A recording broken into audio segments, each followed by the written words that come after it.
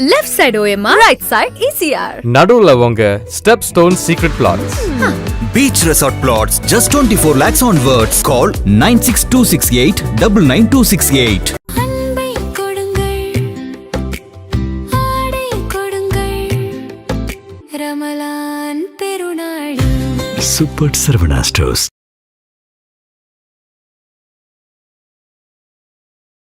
காது கேளாமை எப்படிப்பட்ட காது கேளாமையாக இருந்தாலும் சரி பண்ண முடியும். அது முக்கியமான விஷயம் தெரிஞ்சுக்க வேண்டியது. காது கேளாமையை பிறந்த ஒரே நாளில் கண்டுபிடிக்கலாம். அது ரெண்டாவது முக்கியமான விஷயம். குழந்தை அம்மாவோட வயிற்றில் இருக்கும்போது 3வது மாதத்துலே கம்ப்ளீட்டாக டெவலப் ஆகிடும்.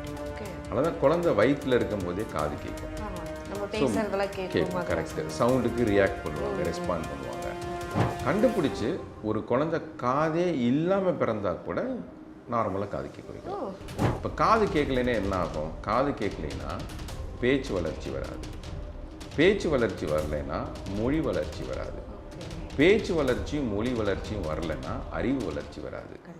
அந்த குழந்தைங்க அழுகிற விதமே வேறு மாதிரி இருக்கும். காது கேட்குற குழந்தை அழுகிற விதமும் காது கேட்காத குழந்தை அழுகிற விதமும் விதமாக இருக்கும். ஸோ அந்த மொமெண்ட் அந்த குழந்தை ரெஸ்பாண்ட் பண்ணனாலே அலாம் நீங்கள் உடனே கூட்டி போய் காது டெஸ்ட் பண்ணணும்.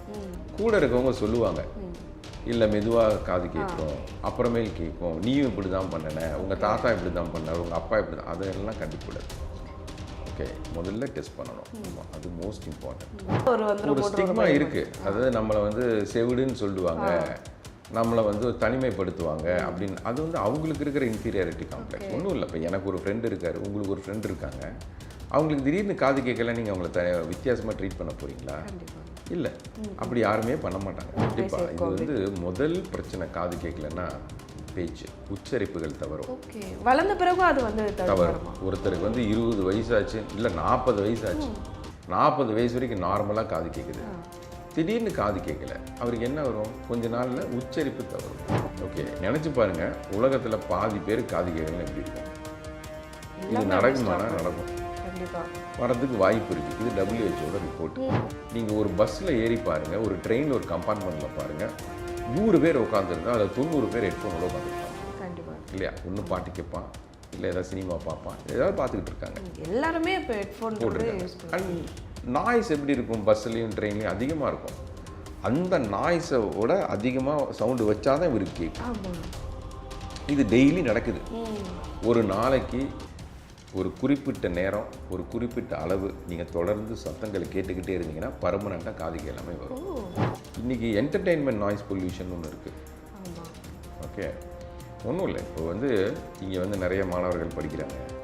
எல்லாத்தோட வயசும் வந்து 17லேருந்து 25, 26 வயசுக்குள்ளே இருக்காங்க. இவங்களுக்கு யாருக்காவது காது கேளாமை வருமா? நேச்சுரலாக வரதுக்கு வாய்ப்பு இல்லை.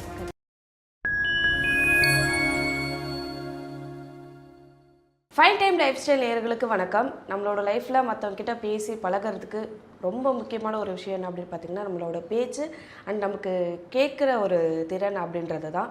ஸோ இதில் என்ன மாதிரியான விஷயங்கள் இருக்குது, இதில் குறைபாடுகள் பற்றின ஒரு ட்ரீட்மெண்ட்டாக இருக்கட்டும், இல்லைனா எப்படி அதை கண்டுபிடிக்கிறது அப்படின்ற நிறைய விஷயங்கள் நம்ம தெரிஞ்சுக்கிறதுக்காக இன்றைக்கி எங்கே வந்திருக்கோம் அப்படின்னு பார்த்தீங்கன்னா Morph institute of speech and hearing அப்படின்ற சென்டருக்கு தான் வந்திருக்கோம். இங்கே நம்ம ப்ரொஃபஸர் ரஞ்சித் ராஜேஸ்வரன் அவர்கிட்ட பேசி நிறைய விஷயங்கள் தெரிஞ்சுக்க போகிறோம். வணக்கம் சார். வணக்கம்மா. எப்படி இருக்கீங்க? நல்லா இருக்கேன். நீங்கள் எப்படி இருக்கீங்க? ரொம்ப நல்லா இருக்கேன் சார். ஸோ நிறைய இப்போ வந்து வரக்கூடிய விஷயங்களில் மக்களுக்கு வந்து நிறைய விஷயங்கள் தெரிய வருது. என்னென்னா மெடிக்கல் சார்ந்து புதுசாக நிறைய விஷயங்கள் வருது. அது வந்து டிசீஸாக இருக்கட்டும், இல்லைன்னா அதில் வந்து கண்டுபிடிக்கிற விஷயங்களாக இருக்கட்டும் அப்படின்னு சொல்லிட்டு நிறைய. இதில் ரொம்ப முக்கியமான ஒரு விஷயம் நமக்கு பேசுகிறது அண்ட் கேட்குற ஒரு விஷயம்தான். ஸோ இதை கண்டுபிடிக்கிறது அப்படின்றதுனே குழந்தைகள்கிட்ட வந்து ரொம்ப பேரண்ட்ஸ் வந்து அதை தவறிடுறாங்க. ரொம்ப இயருக்கு அப்புறமா தான் தெரியுது என்னோடய குழந்தை இதை நான் முன்னாடியே பார்க்கலையே அப்படின்ற நிறைய வருத்தப்படுறாங்க. எப்படி அதை கண்டுபிடிக்கிறது, ஃபஸ்ட்டு அதை பற்றி நம்ம சொல்லலாமா? அதாவது இன்றைக்கி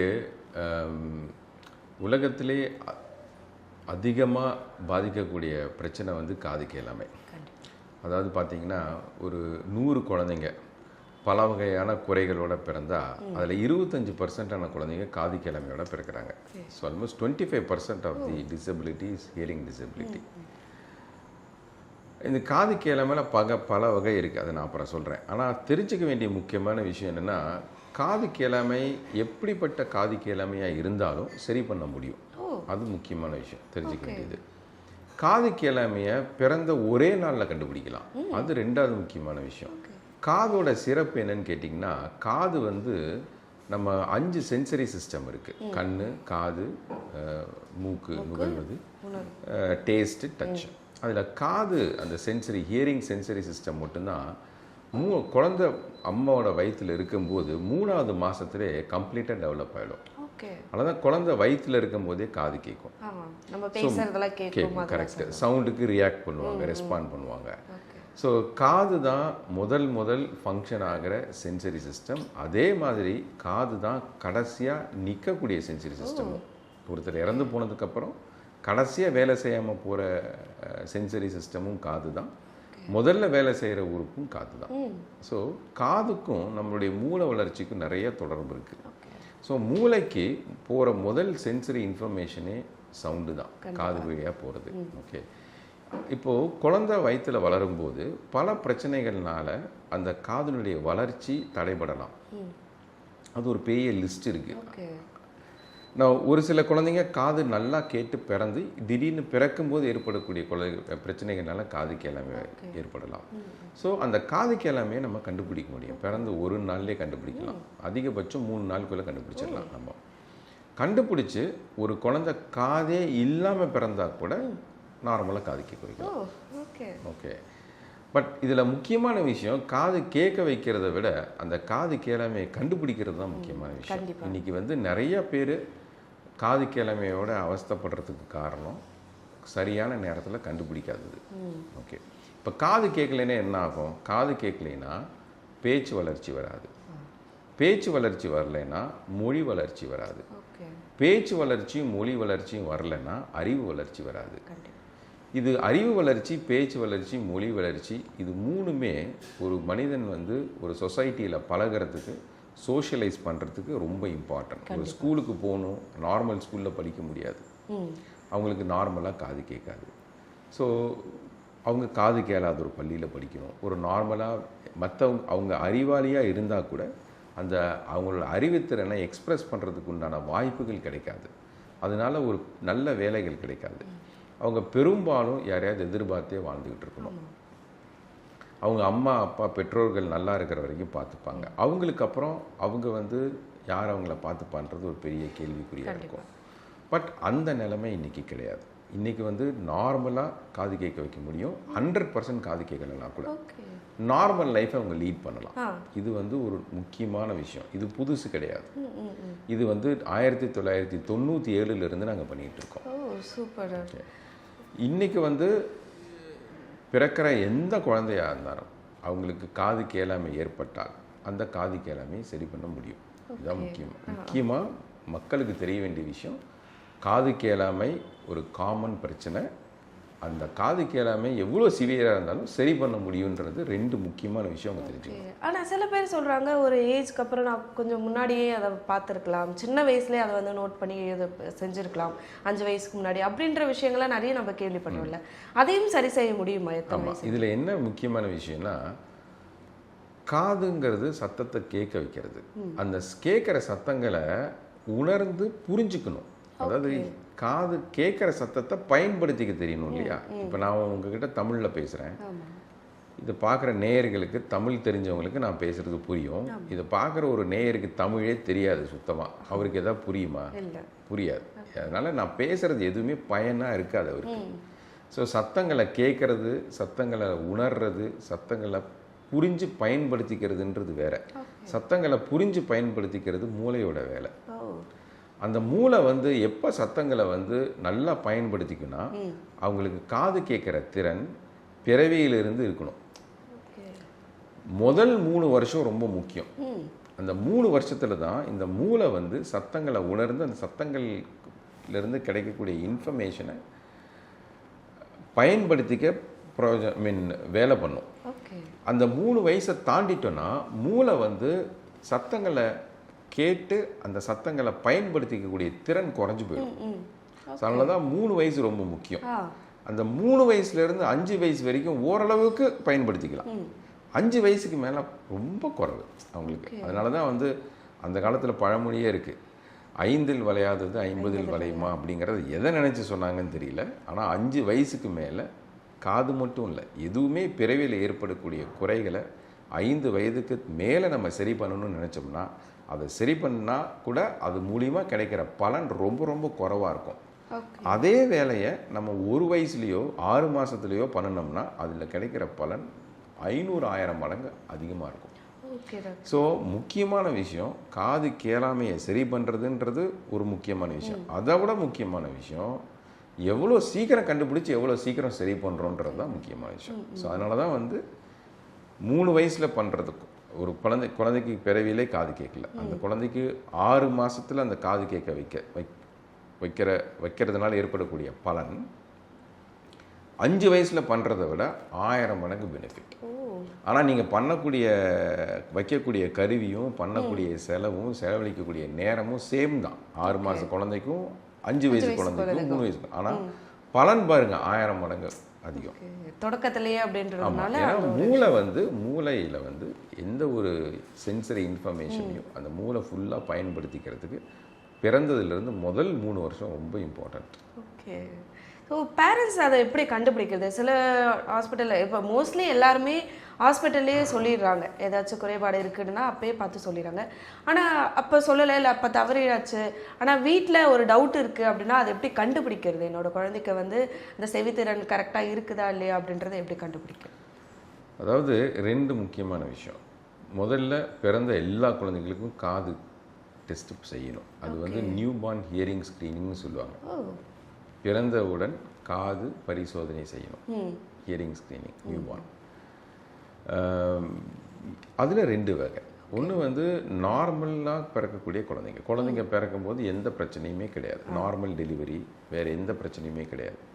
இன்னொன்று வந்து ஹை ரிஸ்க் பேபிஸ்ன்னு சொல்லுவாங்க. ஹை ரிஸ்க் பேபிஸ்னால் அந்த குழந்தை பிறந்து ஒரு நிமிஷமாக அழுகலை, இல்லை அந்த குழந்தை பிறக்கும்போது வெயிட் கம்மியாக இருந்துச்சு, அந்த குழந்தைக்கு பிறக்கும்போது ஒரு ஜாண்டிஸ் இருந்துச்சு, ஒரு இன்ஃபெக்ஷன் இருந்துச்சு.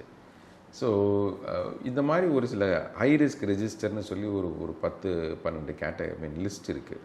அதில் ஏதாவது ஒன்று இருந்தால் கூட அந்த குழந்தைக்கு காது டெஸ்ட் பண்ணுறது அவசியம் அவங்களுக்கு. ஓகே, அதாவது வெல் பேபிஸ், அதாவது நார்மலாக பிறந்து ஒரு பிரச்சனையும் இல்லாத குழந்தைங்களுக்கும் பண்ணணும்.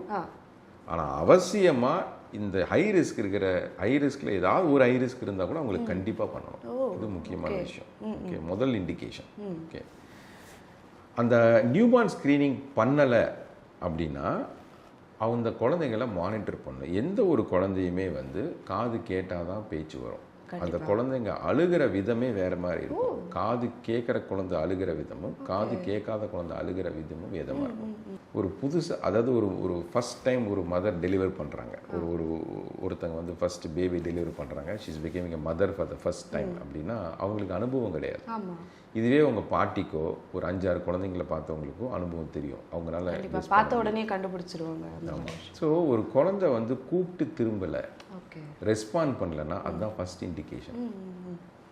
எந்த ஒரு குழந்தையாக இருந்தாலும் ரொம்ப சின்ன குழந்தையாக இருக்கும்போது கழுத்து நிற்காது, அதனால திரும்ப மாட்டாங்க. ஆனால் கண்ணு தேடும் சத்தத்தை. கண்டிப்பாக. ஓகே, கழுத்து நின்னதுக்கப்புறம் திரும்ப ஆரம்பிப்பாங்க இல்லையா? ஸோ ஒருத்தரால் நம்மளுடைய பேசிக்காக நமக்கு இருக்கிற ஒரு ஸ்கில்லையும் அறிவையும் வச்சு கண்டுபிடிச்சிடலாம். அந்த குழந்தை கூப்பிட்டா திரும்பலையா, ரெஸ்பாண்ட் பண்ணுதா சத்தத்துக்குன்ற நமக்கு தெரிஞ்சிடும். அவ்வளோ கூட தெரியாமல் யாரும் இருக்க மாட்டாங்க. ஸோ அந்த மொமெண்ட் அந்த குழந்தை ரெஸ்பாண்ட் பண்ணனாலே அலாம், நீங்கள் உடனே கூப்பிட்டு போய் காது டெஸ்ட் பண்ணணும். கூட இருக்கவங்க சொல்லுவாங்க, இல்லை மெதுவாக காது கேட்டுரும், அப்புறமேல் கேட்கும், நீயும் இப்படி தான் பண்ணன, உங்கள் தாத்தா இப்படி தான் பண்ணார், உங்கள் அப்பா இப்படி தான், அதெல்லாம் கண்டுக்கூடாது. ஓகே, முதல்ல டெஸ்ட் பண்ணணும். ஆமாம், அது மோஸ்ட் இம்பார்ட்டண்ட். ஸோ இதுதான் பேசிக் இண்டிகேஷன். பிறக்கும்போது கண்டிப்பாக எல்லாருக்கும் பண்ணணும். அப்படி இல்லைன்னா அட்லீஸ்ட் ஹை ரிஸ்க் இருக்க குழந்தைங்களுக்கு டெஃபினட்டாக பண்ணணும். அதையும் விட்டுட்டா குழந்தைங்க கூப்பிட்டு ரெஸ்பாண்ட் பண்ணல அப்படின்னா கண்டிப்பாக டெஸ்ட் பண்ணி ஆகணும். ஓகே டாக்டர், இது குழந்தைங்களுக்கான ஒரு விஷயமா இருக்குது. இப்போ வளர்ந்தவங்க திடீர்னு நடுவில் காது கேட்காம போயிடுச்சு, அந்த மாதிரி ஆட்கள்லாம் இருப்பாங்களா, இல்லை அவங்களுக்கு என்ன மாதிரியான விஷயங்கள்? காது கேளாமை எப்போ வேணால் ஏற்படலாம். ஓகே, காது கேளாமை ஏற்படுறதுக்கு பல காரணங்கள் இருக்கு. நான் என்ன காரணன்றது ஆராயறது ரொம்ப முக்கியம் இல்லை. பட் காரணத்தை கண்டுபிடிக்க முடியாது கிடையாது. பட் என்ன முக்கியமான விஷயம்னா, நம்ம எந்த அளவுக்கு காது கேளாமையை சீரியஸாக எடுத்துக்கிறோன்றது தான் முக்கியமான விஷயம். கண்டிப்பாக. Negligence ignorance. ஓகே, இது ரெண்டுமே வந்து இந்த காது கேளாமை இருக்கிறவங்க பண்ணக்கூடிய ஒரு ஆட்டிடியூட். ரொம்ப மினிமல் பீப்புள் தான் இம்மீடியட்டாக ரியாக்ட் பண்ணுவாங்க. எனக்கு காது கேட்கறது டவுட்டாக இருக்குது, பேசுனா டக்குன்னு புரிய மாட்டேங்குது, இதெல்லாம். ஓகே, சில பேர் அதை வந்து அச்சோ நம்ம காது கேட்கலன்னு சொன்னால் ஏதாச்சும் நினைச்சுப்பாங்களோ, நம்மளை வந்து இல்லை காது கேட்கலையா அப்படின்ற மாதிரி கிண்டலாக ஒரு ஸ்டிக்மா இருக்குது. அதாவது நம்மளை வந்து செவிடுன்னு சொல்லுவாங்க, நம்மளை வந்து தனிமைப்படுத்துவாங்க அப்படின்னு. அது வந்து அவங்களுக்கு இருக்கிற இன்ஃபீரியாரிட்டி காம்ப்ளெக்ஸ். ஒன்றும் இல்லை. இப்போ எனக்கு ஒரு ஃப்ரெண்டு இருக்கார், உங்களுக்கு ஒரு ஃப்ரெண்டு இருக்காங்க, அவங்களுக்கு திடீர்னு காது கேட்கல, நீங்கள் அவங்கள வித்தியாசமாக ட்ரீட் பண்ண போகிறீங்களா? இல்லை, அப்படி யாருமே பண்ண மாட்டாங்க. ஓகே, அவங்க நினச்சிட்டு இருக்காங்க நமக்கு வந்து காது கேட்கல அப்படின்னு போனால் காது மிஷினை போட்டு விட்டா நமக்கு காது கேட்கலன்னு தெரிஞ்சிடும்னு. நீங்கள் மிஷின் போடலைன்னா கூட உங்களுக்கு காது கேட்கலன்னு தெரியும். கூட இருக்கவங்களுக்கு கூப்பிட்டா திரும்பலன்னா உங்களுக்கு தெரியாது, ஏன்னா அவனுக்கு காது கேட்கல, இல்லை திமிரு கண்டுக்க மாட்டேங்கிறான் அப்படின்னு மாதிரி சொல்ல ஆரம்பிச்சிருவாங்க இல்லையா? ஸோ அதனால் நம்ம காது கேட்கணும், நம்ம காதை நம்ம கேட்க வச்சுக்கிறது அடுத்தவங்களுக்காக கிடையாது, நமக்காக. ஏன்னா காது கேட்கலன்னா இன்ட்ராக்டே பண்ண முடியாது. இன்ட்ராக்ட் பண்ணலாம் அறிவு வளர்ச்சியே வராது இவங்களுக்கு. ஸோ ஸ்லோவாக அவங்க ஐசோலேட் ஆக ஆரம்பிச்சிருவாங்க, தனிமைப்படுத்திக்குவாங்க அவங்களே. ஸோ வேறு எந்த வகையான டெவலப்மெண்ட்டும் அவங்களுக்கு இருக்காது. ஸோ காது கேளாமையை பொறுத்த வரைக்கும் பெரும்பாலான மக்கள் அவங்களுக்கு காது கேட்கல அப்படின்னா முதல்ல எனக்கு காது கேட்கணும், எனக்கு காது மிஷின் போட்டாலும் பரவாயில்ல, இல்லை காதில் மருந்து சாப்பிட்டா சரியாகணும், இல்லை என்ன டாக்டர் சொல்கிறாரோ அது சரி பண்ணுறதுக்கு என்ன வழி இருக்கோ அதை சரி பண்ணிக்கணும். ஓகே, முக்கால்வாசி பேர் நமக்கு காது கேட்கலன்னா மற்றவங்க தப்பாக நினச்சிப்பாங்க அப்படிங்கிற ஒரு இன்ஃபீரியாரிட்டி காம்ப்ளெக்ஸில் இல்லை சோஷியல் ஸ்டிக்மானாலேயே அவங்களுக்கு சரி பண்ணிக்கிறது கிடையாது. இல்லை அது லைட்டாக கேட்குது, இல்லைன்னா கொஞ்சம் தான் வந்து குறைபாடு பார்த்துக்கலாம் அப்படின்னு சொல்கிறாங்களே. அதுதான் சொல்கிறேன், இக்னரன்ஸ் நெக்லிஜென்ஸ் ரெண்டு இருக்குது. ஓகே, ஸோ அந்த மாதிரி இப்போ நிறைய பேர் இருப்பாங்க இல்லையா, லைட்டாக தான் எனக்கு கொஞ்சம் குறைஞ்ச மாதிரி இருக்குது, அது என்ன ஆக போகுது, ஆனால் கேட்குது இல்லை பார்த்துக்கலாம் அப்புறமா இல்லை சரியாயிடும் அப்படின்னு. இதுவே வந்து அவங்க கண்ணுக்கு ஒரு பிரச்சனை வருது, லைட்டாக மங்களத்தை எதுனா சும்மா இருப்பாங்களா? இல்லை, அதான். ஸோ காதுக்குன்னா ஒரு தனி ரூலு, கண்ணுக்குன்னா ஒரு தனி ரூல். ஏன்னா கண்ணுக்கு கண்ணாடி போட்ட சொன்னால் அது ஃபேஷன், காதுக்கு காது மிஷின் போட சொன்னால் இன்னும் ஃபேஷன் ஆகலை. என்னைக்கு காது மிஷின் ஃபேஷனபிள் ஸ்டேட்மெண்ட்டாக வருதோ அன்னைக்கு எல்லாரும் கொஞ்சம் கேட்கலன்னா கூட போய் போட்டுக்குவாங்க. ஓகே டாக்டர், இப்போ இந்த மாதிரி அவாய்ட் பண்ணிடுறாங்க இல்லைனா இக்னோரண்ட்டாக இருந்துடுறாங்க அப்படின்னா அது என்ன மாதிரியான ஒரு சிவியரான ஒரு விஷயத்தை கொண்டு போய் சேர்க்கும்? இது வந்து முதல் பிரச்சனை. காது கேட்கலன்னா பேச்சு, உச்சரிப்புகள் தவறும். ஓகே, வளர்ந்த பிறகும் அது வந்து தவறும். ஒருத்தருக்கு வந்து 20 வயசாச்சு, இல்லை 40 வயசாச்சு, 40 வயசு வரைக்கும் நார்மலாக காது கேட்குது, திடீர்னு காது கேட்கல, அவருக்கு என்ன வரும்? கொஞ்ச நாளில் உச்சரிப்பு தவறும், பேச்சில் உச்சரிப்பு. ஏன்னா பேசிட்டு இருந்தோம் கூட கண்டிப்பாக, ஏன்னா நீங்கள் பேசுகிறீங்க இல்லையா, நீங்கள் பேசுறது கரெக்டாக தான் உச்சரிக்கிறீங்கன்னு உங்களுக்கு எப்படி தெரியும்? நீங்கள் பேசுகிறது உங்களுக்கே கேட்குது, ஒரு ஃபீட்பேக். அதனால தான் நீங்கள் தப்பாக பேசும்போது நம்ம வார்த்தைகள் தவறி சொல்லுவோம், இப்போ அது உச்சரிப்பு. அப்போ நம்மளே திருத்திக்கிறோம்ல, எப்படி திடீர்னு திருத்திக்கிறோம் நம்ம? ஏன்னா நம்ம சொல்கிறது நம்ம கேட்குது. இதுக்கு பேர் பயோ ஃபீட்பேக், ஆடிட்டரி ஃபீட்பேக். இந்த ஃபீட்பேக் இருக்காது அவங்களுக்கு, ஏன்னா காது கேட்கல. அப்போ தப்பாக ஓடுவாங்க. இது புதுசாக டாக்டர். இப்போ உங்களுக்கே வந்து ஒரு காதில் ஒரு ஹெட்ஃபோனை போட்டுட்டு அந்த ஹெட்ஃபோனில் லவுடாக சவுண்டை கொடுத்துட்டு நீங்கள் பேசுகிறது உங்களுக்கே கேட்கலன்னு வச்சுக்கோங்களேன், அப்போ நீங்கள் உச்சரிப்புகள் உங்களுக்கு தப்பும். ஆமாம், சத்தமாக இருக்கும்போது நம்ம சத்தமாக கூட பேசிடுவாங்க. ஹெட்ஃபோன் போட்டிருக்கும் போது நிறைய பேர் சத்தமாக, நீங்கள் சத்தமாக பேசுவீங்க. நீங்கள் எவ்வளோ சத்தமாக பேசினாலும் உங்களுக்கு காதில் விழாத மாதிரி நம்ம பண்ணணும்னாக்கா உங்களுக்கு உச்சரிப்புகள் இருக்கும். இது நிறைய பேர் இதை வந்து புரிஞ்சுப்பாங்களா அப்படின்றது கொஞ்சம் இது உண்மை. ஏன்னா நம்ம த வே த பிரெயின், அந்த மூளையும் நம்ம உடம்பும் எப்படி ரியாக்ட் பண்ணுதுன்னா எல்லாமே ஃபீட்பேக் வச்சு தான் ரியாக்ட் பண்ணுது. ஒரு வெரிஃபிகேஷன் நடக்கும் உள்ளுக்குள்ளே. அதனால தான் நம்ம ஒரு வார்த்தை ஒரு சென்டென்ஸ் சொல்லும்போது அது ஒரு வார்த்தை தப்புதுன்னு வச்சுக்கோங்களேன், அது தவறுதலாக வளர்றோம், இல்லை ப்ரொனவுன்சியேஷன் சரியில்லாமல் உச்சரிப்பு சரியில்லாமல் போகுது, நம்ம திருத்திக்கிறோம்ல டக்குன்னு. எப்படி திருத்திக்கிறோம்? நமக்கே தெரியும் கேக்குது தப்பாக சொல்லிட்டோம். அப்போ நீங்கள் சொல்கிறது உங்களுக்கே கேட்கலாம், என்ன பண்ணுங்க, தப்பாக அப்படியே தப்பாகவே இருக்கும். ஸோ வளர்ந்த பிறகும் அந்த ஒரு தடுமாற்றம் வரதா? ஆமாம். இன்றைக்கி வந்து WHO, வேர்ல்டு ஹெல்த் ஆர்கனைசேஷன், அவங்க வந்து வேர்ல்டு ரிப்போர்ட் ஆன் ஹியரிங் 2020 அப்படின்னு ஒன்று பப்ளிஷ் பண்ணியிருக்காங்க. அந்த வேர்ல்டு ரிப்போர்ட் ஆன் ஹியரிங் 2020 படி இன்னும் ஒரு 15-20 வருஷத்தில் உலகத்தோட பிக்கஸ்ட் ஹெல்த் எக்கனாமிக்கல் பேர்டன், அதாவது நம்ம உடம்பில் ஏற்படக்கூடிய பிரச்சனைகள்னால ஏற்படக்கூடிய எக்கனாமிக்கல் பேர்டன், பொருளாதார பிரச்சனை வந்து காது கேளாமையினால தான் வரும். ஓகே, நினச்சி பாருங்கள், உலகத்தில் பாதி பேர் காது கேட்கலன்னு எப்படி இருக்கும்? இது நடக்குமானா? நடக்கும். கண்டிப்பாக வரதுக்கு வாய்ப்பு இருக்குது. இது WHO ரிப்போர்ட். அது பயங்கரமாக இன்க்ரீஸ் ஆகிட்டு இருக்கு hearing loss. Okay. Hearing loss வர்றதுக்கு நிறைய காரணம் இருக்குது. ஆனால் இன்னைக்கு அதிகமாக வர்றதுக்கு காரணம் நாய்ஸ் எக்ஸ்போஷர். ஓகே. ஸோ ஹெட்ஃபோன்லாம் கூட போட்டுக்கிறாங்க. ஒன்றும் இல்லை, அதாவது நான் சொல்கிறது ஒரு 3 ஜெனரேஷனுக்கு முன்னாடி அவங்களுக்கு வந்து முதுமையினால் காது கேளாமை ஏற்படும். அது ப்ரெஸ்பிஐக்யூசிஸ்ன்னு சொல்லுவாங்க.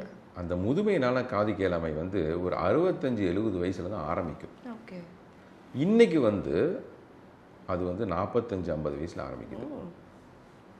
அதுக்கு நிறையா காரணம். ஒன்று லைஃப் ஸ்டைல், இன்னொன்று சரியான உணவு, தூக்கம், ஓகே, டிசிப்ளின், அண்ட் ரெண்டாவது நாய்ஸ் எக்ஸ்போஷர். நிறைய நாய்ஸ் எக்ஸ்போஷர் இருந்துச்சு முன்னாடி. Industrial noise exposure, blast noise exposure, ஒரு பெரிய வெடிகுண்டு வெடித்து காது, துப்பாக்கி சூடு சவுண்டு கேட்டு காதுக்கணும். இன்றைக்கி என்டர்டெயின்மெண்ட் நாய்ஸ் பொல்யூஷன் ஒன்று இருக்குது. ஓகே, ஒன்றும் இல்லை. இப்போ வந்து இங்கே வந்து நிறைய மாணவர்கள் படிக்கிறாங்க. எல்லாத்தோட வயசும் வந்து 17லேருந்து 25-26 வயசுக்குள்ளே இருக்காங்க. இவங்களுக்கு யாருக்காவது காது கேளாமை வருமா? நேச்சுரலாக வரதுக்கு வாய்ப்பு இல்லை. கண்டிப்பாக. ஓகே, ஆனால் இங்கே இருக்கிறவங்களுக்கே 5% பர்மனெண்ட் ஹியரிங் லாஸ் வருது. ஓகே. ஏன்? வீட்டிலேருந்து கிளம்புறான், 8 மணிக்கு ஸ்கூலுக்கு போகணும், இல்லை காலேஜுக்கு போகணும், இல்லை வேலைக்கு போகணும், ஒரு பஸ்ஸையோ ட்ரெயினையோ பிடிச்சி போகணும். நீங்கள் ஒரு பஸ்ஸில் ஏறி பாருங்கள், ஒரு ட்ரெயினில் ஒரு கம்பார்ட்மெண்ட்டில் பாருங்கள், 100 பேர் உட்காந்துருந்தா அதில் 90 பேர் ஹெட்ஃபோனோட உட்காந்துருப்பாங்க. கண்டிப்பாக. இல்லையா? ஒன்று பாட்டு கேட்பான், இல்லை ஏதாவது சினிமா பார்ப்பான், ஏதாவது பார்த்துக்கிட்டு இருக்காங்க. எல்லாருமே இப்போ ஹெட்ஃபோன் போட்டுருக்காங்க. அண்ட் நாய்ஸ் எப்படி இருக்கும்? பஸ்ஸுலேயும் ட்ரெயின்லேயும் அதிகமாக இருக்கும். அந்த நாய்ஸோட அதிகமாக சவுண்டு வச்சாதான் இவருக்கு கேட்கும். ஆமாம். இது டெய்லி நடக்குது. ஒரு நாளைக்கு ஒரு குறிப்பிட்ட நேரம், ஒரு குறிப்பிட்ட அளவு நீங்கள் தொடர்ந்து சத்தங்களை கேட்டுக்கிட்டே இருந்தீங்கன்னா பர்மனெண்ட்டாக காது கேளாமை வரும். ஓகே. ஓகே, ஸோ இது என்டர்டெயின்மெண்ட் நாய்ஸ் போல இது ரொம்ப அதிகம். அப்போ என்ன ஆகும்? ஒரு ஜென்ரேஷன் தள்ளி 10-15 வருஷத்தில், ஒரு டீகேடில் நிறைய பேருக்கு ரொம்ப சின்ன வயசுலேயே காது கேளாமை வந்துடும். ஓகே. அது இன்னும் அதிகமாக கண்டிப்பாக அதிகமாகும் ஓகே அவங்களுக்கு. ஸோ அதனால் வந்து நீங்கள் எந்த அளவுக்கு சத்தங்களை லிசன் பண்ணுறீங்க, அதை கேட்குறீங்க அப்படிங்கிறது ரொம்ப முக்கியமான விஷயம். ஓகே. ஸோ முடிஞ்ச அளவுக்கு நாய்ஸ் அவாய்ட் பண்ணணும். ஸோ நாங்களே எங்கள் பேஷண்ட்ஸ்க்கு எல்லாருக்கும் சொல்கிற விஷயம் என்னென்னா, மொபைல் ஃபோனில் ஒரு நாளைக்கு 3 நிமிஷத்துக்கு மேலே பேசாதீங்க. ஓ, கால் பேசுகிறதே அவ்வளோ 3 நிமிஷத்துக்கு மேலே ஒன்றும் இல்லை பேசுகிறதுக்கு. ஓகே, அப்படி பேசணுன்னா ஸ்பீக்கர் ஃபோனில் போட்டு ஃபோனை தள்ளி வச்சு பேசுங்க.